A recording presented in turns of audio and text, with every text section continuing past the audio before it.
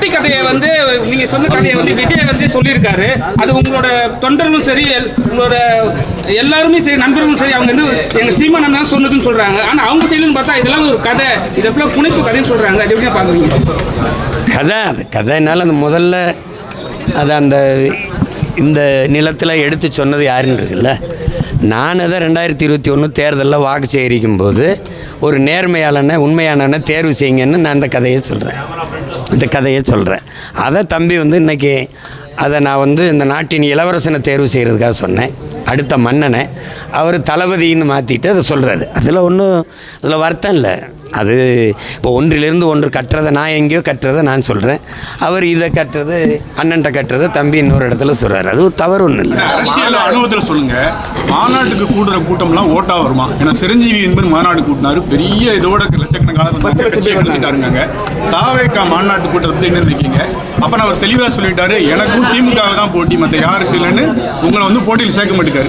இல்லை அது வந்து இப்போது போட்டின்னு நம்ம எல்லாரும் சொல்லலாம். இப்போ நானும் திமுகவும் போட்டின்னு சொல்லலாம். அதிமுக எங்களுக்கும் திமுகவுக்கும் தான் போட்டின்னு சொல்லுது. தம்பியும் அதே கருத்தை சொல்கிறார். இப்போ ஒரு எளிய ஒரு கேள்வி தான். ஒரு சித்தாந்தத்தை ஏற்கனவே முன்வைக்கப்பட்டு அது மக்களால் ஏற்கப்பட்டு சித்தாந்தமாக ஏற்கப்பட்டுச்சா எப்படி ஏற்கப்பட்டுச்சுங்கிறது வேறு. 60 ஆண்டுகளுக்கு மேலே அதிகாரத்தில் இருக்கிற ஒரு சித்தாந்த கோட்பாடு திராவிடம் திமுக அப்படின்னு. அந்த சித்தாந்தத்தை அதை தாண்டி இன்னும் ஒரு சித்தாந்தம், அந்த கொள்கை கோட்பாடுகளை தாண்டி ஆகச்சிறந்த கொள்கை கோட்பாடுகளை வச்சுத்தான் அதை வீழ்த்த முடியுமே ஒழிய ஒரு சித்தாந்தத்தை ஒரு சினிமா வந்து வீழ்த்திட முடியாது. உங்களுக்கு நான் சொல்கிறது புரியுதுன்னு நினைக்கிறேன். அவர்கள் திராவிடம் என்ற கோட்பாட்டை வைக்கிறாங்க, நாங்கள் அதெல்லாம் தமிழ் தேசியம் என்ற ஒரு மாற்று கோட்பாட்டை வைக்கிறோம். இப்போ உங்களுக்கு எங்களுக்கு என்ன வேறுபாடுன்னு சொல்கிறோம். நீங்கள் வீழ்வது நாமாக இருந்தாலும் வாழ்வது தமிழாக இருக்கட்டும்னு சொன்னீங்க. ஆனால் இன்றைக்கு வீழ்வது தமிழாக இருக்கட்டும் இருந்தாலும் வாழ்வது நாமாக இருக்கட்டும்னு மாற்றிட்டீங்க. எங்கும் தமிழ் எதிலும் தமிழ். நீங்கள் இப்போ எங்கேயும் இல்லை தமிழ்ங்கிற நிலைமைக்கு வந்துடுச்சு. அதனால நாங்கள் அதை மாற்ற நினைக்கிறோம். நம்ம ஒரு கோட்பாட்டை ஒன்றுலையும் மாற்றுறோம். கல்வி மானுட உரிமை, அதை கொடுக்க வேண்டியது அரசின் கடமை. நீங்கள் கொடுக்காமல் இருப்பது மாபெரும் கொடுமைன்னு நாங்கள் கல்வியை எல்லாருக்கும் சரியாக சமமாக கொடுக்கணும் அப்படின்னு ஒரு வரோம். அது தரமாக கொடுக்கணும்னு நினைக்கிறோம். அதே மாதிரி மருத்துவம் ஒரு மகத்தான சேவை, அது என் மக்களுக்கு தேவைன்னு நினைக்கிறோம். அதை ஆகச்சிறந்த மருத்துவத்தை ஒரு 8 கோடி மக்களால் நிறுவப்பட்ட ஒரு அதிகாரத்தால் தர முடியாத கல்வி மருத்துவத்தை ஒரு தனியார் முதலாளி கொடுத்து விடுவான் என்பதை நான் ஏற்கலை. நான் அவனை விட பல மடங்கு தரமாக என் மக்களுக்கு கல்வி மருத்துவத்தை குடிநீர் விநியோகத்தை நான் கொடுக்க முடியும்னு நான் நினைக்கிறேங்கிற கோட்பாட்டை நான் வைக்கிறேன். நான் அதை செய்வேங்கிறேன். அப்படி சொல்லி தான் நீங்கள் பண்ண முடியும். என் தம்பியே பேசும்போது நான் முன்வைக்கிற கருத்துக்கு நீங்கள் வாக்கு செலுத்துங்கன்னு சொல்லலை, என் முகத்துக்கு வாக்கு செலுத்துங்கிறப்பல. மக்கள் செலுத்துவாங்க. இந்த முகம் இன்னைக்கு இருக்கிற மாதிரி 5 வருஷம் கழிச்சு இருக்காது. புரியுதா உங்களுக்கு? அந்த முகத்துக்கு வாக்கு செலுத்துவாங்களா தமிழ் மக்களுக்கு என்ன நினைக்கிறீங்க? அது பொறுத்துன்னு தான் பார்க்கணும். மதுரை மாநாட்டில் அங்கே வந்து அம்பேத்கர், வேலுநாச்சியார், தந்தை பெரிய எல்லாருக்கும் இருந்தது. ஆனால் மதுரைக்கு மிக முக்கியமான பசும்பொன் தேவருடைய எந்த கட்டோட்டம் கிடையாது. விஜய் நிற்கும் வார்த்தை கூட எந்த இடத்துலையும் பயன்படுத்தலை. இதை எப்படி பார்க்குறீங்க? மிக முக்கியமான மதுரையில் பசும்பொன் தேவரையா தான். இல்லை, தம்பியை பொறுத்த வரைக்கும் நீங்கள் நான் என்ன பார்க்குறேன்னா, ஒரு அரை மணி நேர உரை ஒரு மாநாட்டில் ஒரு இனத்தை வழிநடத்தி அதிகாரத்தைக்கு வரணும்னு நினைக்கிற ஒரு தலைவன் வந்து ஒரு மாநாட்டுக்குன்னு ஒரு உரை தயாரிப்பு இருக்குது. அதில் வந்து கடந்த முறை நீங்கள் கொள்கை வழிகாட்டியாக சொன்ன யாரையும் இந்த வாட்டி பேசலை. அது விட்டுட்டு திடீர்னு பேரறிஞர் அண்ணாவையும் பெருந்தகை எம்ஜிஆர் அவர்களையும் எடுத்துகிட்டு வந்துட்டீங்க. ஒருத்தர் ஒரு கட்சியை தொடங்கினவர், இன்னொருத்தர் இன்னொரு கட்சியை தொடங்கினவர். எந்த கட்சியை ஒழிக்கணும்னு என் தம்பி சொல்கிறாரோ அந்த கட்சியை தொடங்கின பெருமகனே அவர் தான், அண்ணா அவர்கள் தான். அப்போ அவர் வழியில் போய் அவர் கட்சியை ஒழிக்கிறதுங்கிறது அது அடிப்படையே வேடிக்கை இருக்குது. ரெண்டாவது, மதுரை அப்படின்னாவே என் தம்பி தராமல் பாருங்க. ஒன்று மீனாட்சி அம்மன் கோயில், வைகை, அப்புறம் நாங்கள் இப்போ ஜிகிர் தண்டா, ராத்திரி இட்லி கடையெல்லாம் ஏப்பா விட்டாயின்னு அதெல்லாம் அடையாளம். மதுரைன்னா அதுக்கு ஒன்று, அது தேடி அதுக்கு சொல்லணும்.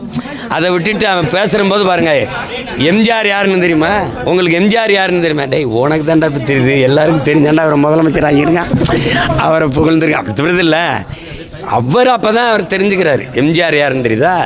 எங்கள் அண்ணன் விஜயகாந்த் தெரியுதாண்ணே. நான் என்ன கேட்குறேன், டே அவர் கட்சி ஆரம்பித்தாப்புல அவர் போட்டிட்டார். நான் கூட அவர் போட்டிட்ட அவர் கட்சி வேட்பாளர்கள்லாம் போய் ஆதரவாக வேலை செஞ்சேன். ஏன் அவருக்கே போய் ரிஷிவந்தியத்தில் வாக்கு சேகரித்தேன். 2011 உங்களுக்கு தெரியும், அம்மையார் ஜெயலலிதாவோட அவர் கூட்டணி வச்சுருக்கும்போது. ஆனால் நீ அவர் இருக்கும்போது அவருடைய கட்சிக்கு ஆதரவாக பேசுனதோ அவரை போய் பார்த்ததோ இல்லை. இன்றைக்கி முதல் மாநாட்டில் அவர் பேரை குறிப்பிட்டிருந்தீங்கன்னா மகிழ்ச்சிக்குரியது. முதல் மாநாட்டில் பேரறிஞர் அண்ணா என்ற பெருந்தகையோ ஐயா எம்ஜிஆரை குறிப்பிட்டிருந்தீங்கன்னா மகிழ்ச்சிக்குரியது. திடீர்னு 67 மாதிரி ஆட்சி மாறும்னா 49 ஆரம்பித்த கட்சியை 67 தான் ஆட்சியை பிடிச்சாங்க யார்? அண்ணா அவர்கள்.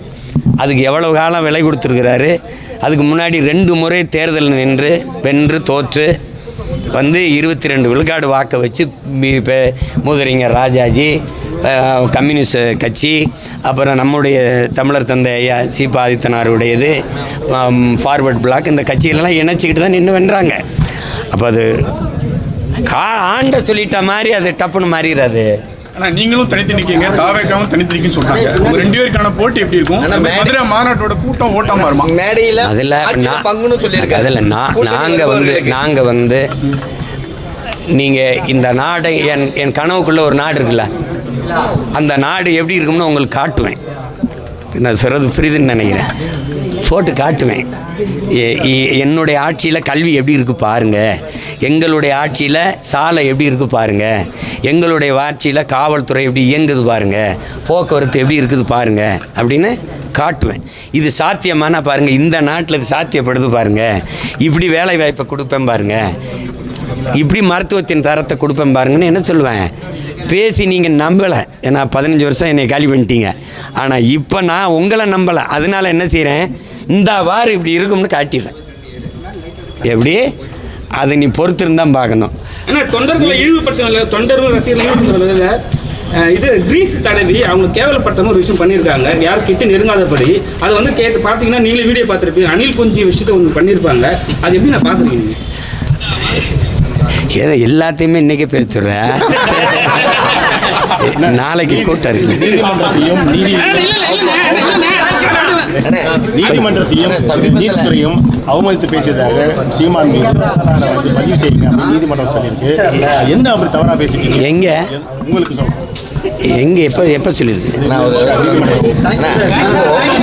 அதெல்லாம் எதிர்கொள்வேன். உள்துறை அமைச்சர் அமித்ஷா வரும்போது இப்போ லேட்டஸ்டாக ஒரு சட்ட மசோதா நிறைவேற்ற போகிறாங்க. அதாவது 30 நாட்கள் சிறை தண்டனை அனுபவிச்சவங்க பிரதமராக இருந்தாலும் முதல்வராக இருந்தாலும் அவங்க பதவி பறிக்கப்படும் அப்படின்ற ஒரு சட்டத்தை ஏற்ற போகிறாங்கன்றாங்க. இதை எப்படி நீங்கள் பார்க்குறீங்க? அப்படின்னா அவங்க 2 பேரும் தான் முதல்ல பதவியில் இருக்க முடியாது.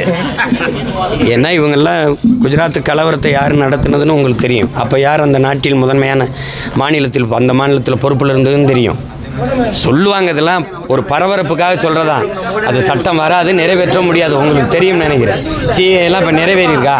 அது சொல்லும்போது ஒரு போராட்டம், ஒரு கருத்து வரும்போது அந்த வேறு பக்கம் கவனத்தை திசை திருப்பிட்டு இப்போ அதை பற்றி நம்ம பேசிட்டு இருப்போம். இதெல்லாம் சமீப காலமாக பாரதிய ஜனதா சேர்ந்தவங்க உங்களை சந்திச்சுட்டே இருக்கிறாங்க. ஒருவேளை கூட்டணிக்கு அழைப்பு கொடுத்துட்டு இருக்காங்களா? சந்திக்கிறதுலாம் அப்படிலாம் ஒன்றும் கிடையாது. இப்போ திமுகலர்கள் கூட தான் சந்திக்கிறாங்க, அதிமுகலர்கள் கூட தான் சந்திக்கிறாங்க. ஏன்னா எல்லா கட்சியிலையும் சொந்தக்காரங்க இருக்காங்க.